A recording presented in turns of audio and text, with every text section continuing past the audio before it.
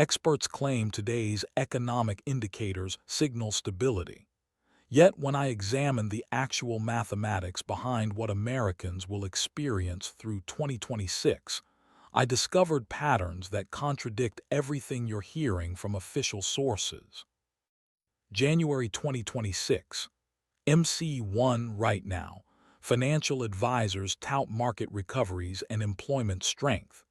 But beneath those surface metrics lies something unprecedented, a fiscal experiment whose full consequences haven't materialized yet. Let me take you back. Spring 2025 arrived with policy announcements that sent shockwaves through global markets. Within 48 hours, equity valuations plummeted by trillions. The benchmark index suffered its steepest two-day decline since the pandemic crisis. Unlike biological catastrophes, this turbulence originated entirely from human decisions. Yet here's what confuses people. MC2 markets have since rebounded. Jobless rates hover near historic lows. Fuel costs remain reasonable, and official statements celebrate unprecedented prosperity. I've analyzed economic disruptions for a decade, commodity collapses, pandemic supply breakdowns, currency crises. Today I'll show you, using verified datasets and institutional research, what happens next. Because what we're observing isn't standard policy implementation. It's something more dangerous, temporary stimulation that delivers immediate gratification while deferring inevitable costs. Before examining the numbers, let me introduce a framework I call the glucose spike economy. Quote, when you consume pure sugar without nutritional balance, euphoria precedes the crash. MC3. Your body experiences that initial rush, elevated energy, heightened alertness, apparent invincibility. But without protein, fiber, or sustainable fuel sources, collapse becomes inevitable. That's precisely our current economic trajectory. The stimulants: tax reductions, regulatory rollbacks, deficit expansion, central bank pressure. The rush: equity gains, employment stability, affordable energy, increased refunds. The looming collapse: inflation resurgence, trade conflict escalation, fiscal deficits requiring generational repair. Now claiming all outcomes are negative would betray intellectual honesty. Real benefits exist today, but every benefit carries deferred price tags. Eventually, someone settles accounts. Campaign promises centered on one pledge: complete inflation elimination. Reality check. When the new administration began, inflation measured 3%, down from the 9.1% peak years earlier, yet above the Federal Reserve's 2% target. By year-end 2025, it registered between 2.7 and 3%. Sounds successful, correct? Not quite. MC4, the Peterson Institute for International Economics, among the most credible nonpartisan research bodies globally, projects that full policy implementation could drive inflation towards 6 to 9% by late 2026. Let me emphasize that projection. 9% inflation. We're potentially returning to 2022 conditions. What's driving this? First driver, the import levy system. Tariffs function as consumption taxes. Period. Despite administrative claims, domestic consumers bear these costs, not foreign governments or manufacturers. When so-called liberation policies launched, a 10% baseline levy hit virtually all imports. For certain nations, rates climbed beyond 145% on specific categories. Average tariff rates reached 17.7%, the highest since the Great Depression era. Tax policy researchers calculate this translates to $1,200 in additional household costs for 2025, escalating to $2,600 once fully operational. That's not speculation, that's arithmetic. Second driver, workforce depletion. Mass deportation initiatives have removed hundreds of thousands from critical sectors: agriculture, construction, food manufacturing. When you eliminate workers, labor expenses rise. When labor expenses rise, production costs rise. When production costs rise, consumer prices rise. Economists label this supply shock. Quote, "I call it self-inflicted scarcity for political theater." Third driver, central bank independence erosion.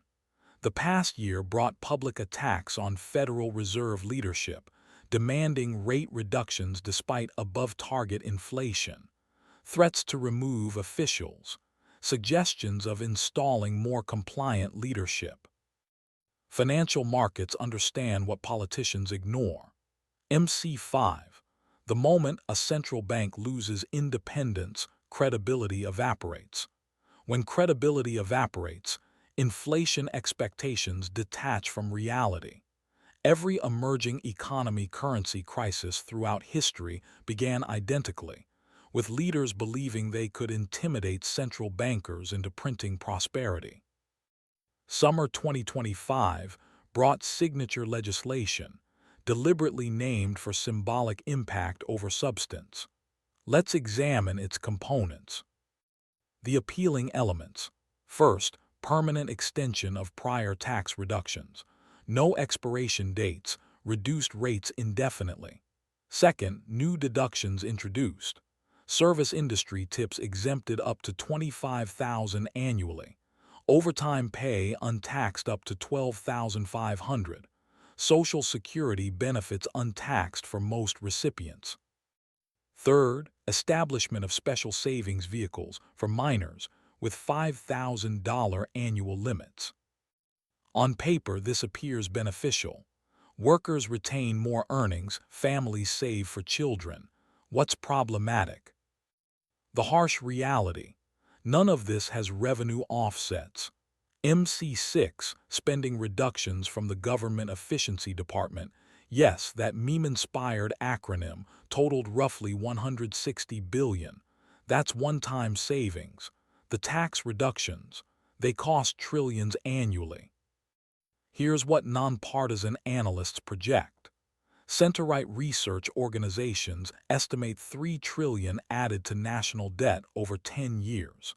University budget models project $7 trillion. For perspective, that equals the combined economic output of Germany and France charged to our national credit instrument. And here's the cynical truth both parties avoid. Deficits at this magnitude eventually force either massive cuts to entitlement programs or massive levies on future generations. Bills always arrive. The only variable is who pays. Now, here's where strategic thinking becomes essential, beyond partisan reflexes. International relations theory includes a concept called the unpredictability doctrine. Pioneered during Cold War negotiations, the principle operates simply. If adversaries believe you're unstable enough to choose mutual destruction, they'll surrender rather than provoke you. Previous administrations tested this with military demonstrations. Strategic bombers approaching adversary airspace for extended periods, purely for psychological impact. Current policy has adapted this framework economically. MC7. Consider what followed tariff announcements. Major Asian manufacturers facing potential levies announced tens of billions in domestic facility investments. Technology companies pledged semiconductor plants in multiple states. Automakers, despite absorbing billions in tariff costs, announced expansion plans and new factories domestically. Did the strategy work? Narrowly, yes. Threats of economic chaos forced corporations to build domestic rather than risk exposure to unpredictable trade policy. But here's the fundamental problem with unpredictability tactics. They only function until someone tests your resolve. Historical precedents demonstrate this. Cold War bluffs failed because adversaries didn't believe actual insanity. They called it. Conflicts continued. Current leadership faces identical risks. When initial tariff announcements crashed markets, the response was rapid reversal announcements within days, then reinstatement, then temporary truces. MC8, every reversal signals willingness to retreat under pressure. Once opponents recognize hesitation, leverage dissolves. A Harvard negotiation analysis stated plainly, whatever promises or threats emerge, credibility evaporates. That undermines whatever actual power exists. Unpredictability is a single-use weapon. Firing it repeatedly reveals the ammunition might be theatrical. Let's examine actual events since those spring announcements. Markets plunged 10% over 48 hours, the worst performance since pandemic lockdowns. Technology-heavy indexes entered official bear territory. Trillions vanished. Then recovery occurred. By mid-2025, benchmarks achieved new record highs. So was it meaningless? No, here's what recovery obscures, MC9. Foreign governments retaliated with 84 to 125% counter tariffs. Agricultural exports to major markets collapsed. Grain farmers already struggling watched primary markets disappear overnight. Global supply networks built across decades don't reorganize in months. Corporations face impossible choices: absorb costs, pass to consumers, or relocate manufacturing at enormous expense. The Peterson Institute forecasts that by 2026, these trade policies will leave GDP 5% lower than baseline projections. 5% GDP. That's over $1.3 trillion in foregone economic activity. And here's what tariff advocates won't acknowledge. Revenue doesn't meet projections. MC10 Treasury officials projected collections exceeding $500 billion, possibly $1 trillion. Reality, approximately $288 billion in 2025 according to bipartisan policy research, far below expectations. Because tariffs also reduce transaction volume. When prices rise, purchases decline. Economics doesn't offer free solutions. Unemployment remains roughly 4%, historically strong. Official statements cite this as proof, but examine deeper metrics. Job creation has collapsed.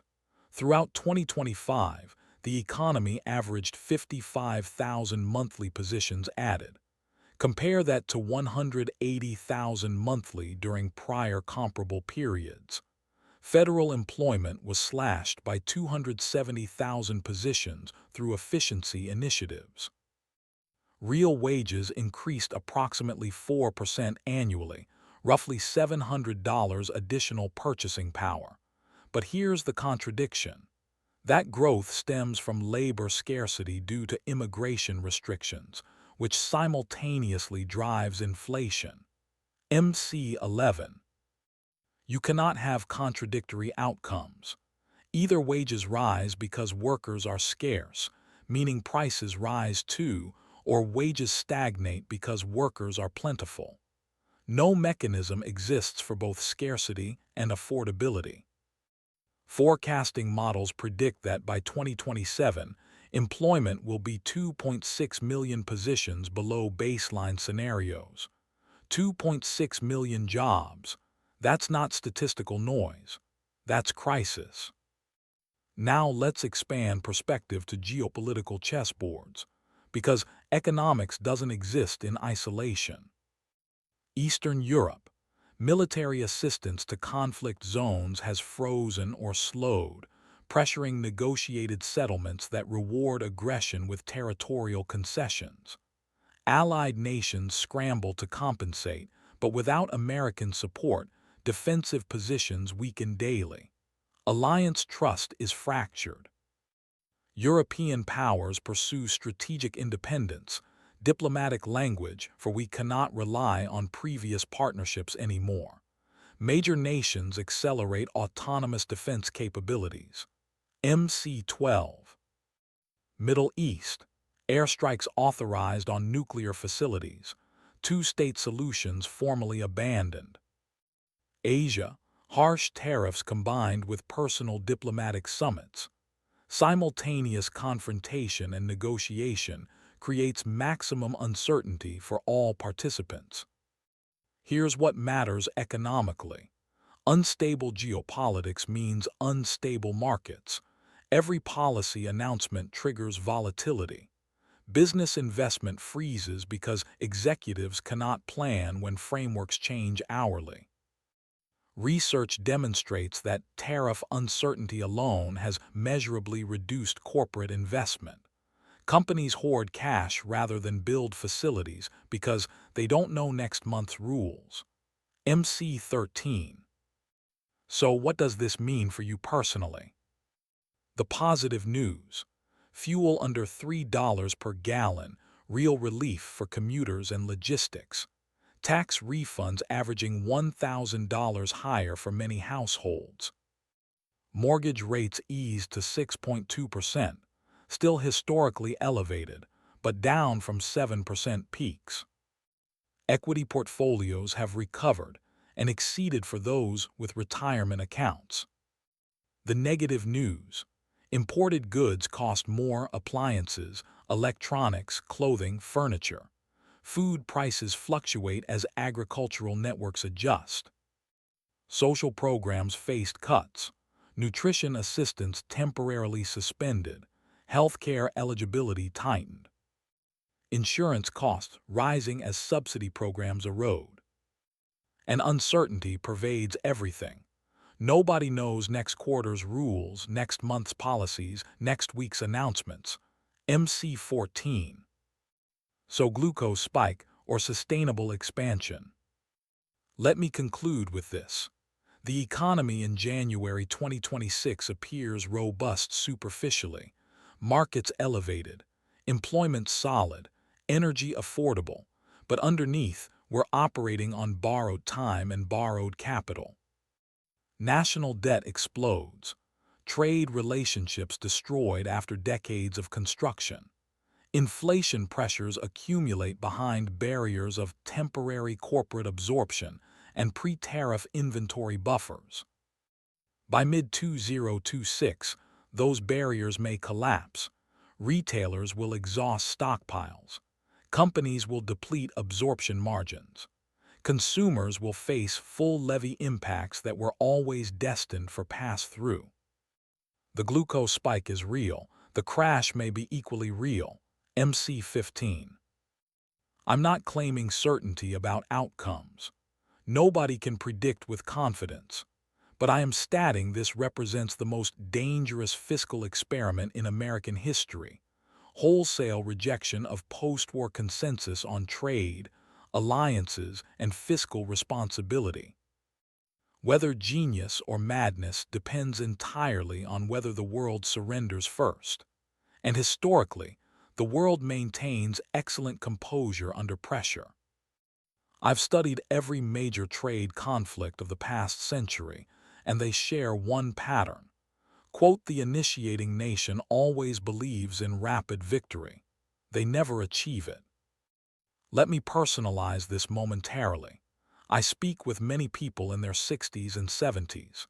Individuals who spent 4 decades building retirement security, who executed every recommendation correctly, saved diligently, invested prudently, eliminated mortgage debt, planned for Social Security.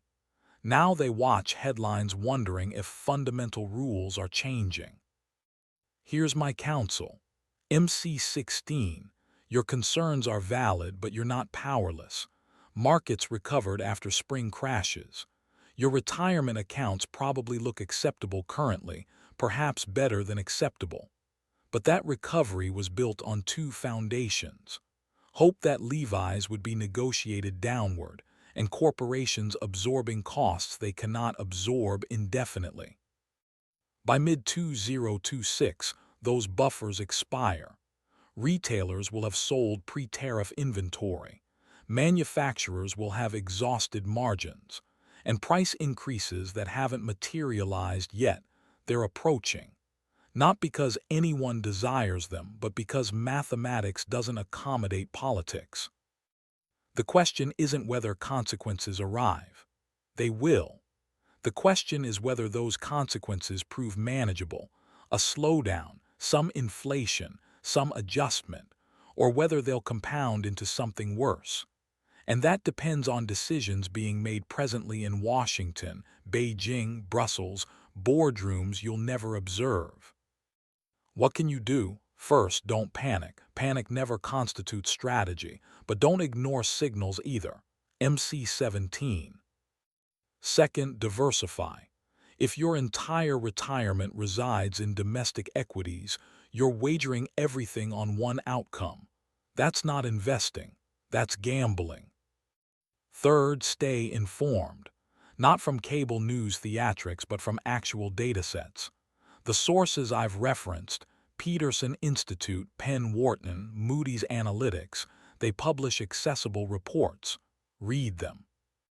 Because the bill is approaching, the only question is whether we settle it ourselves or transfer it to grandchildren.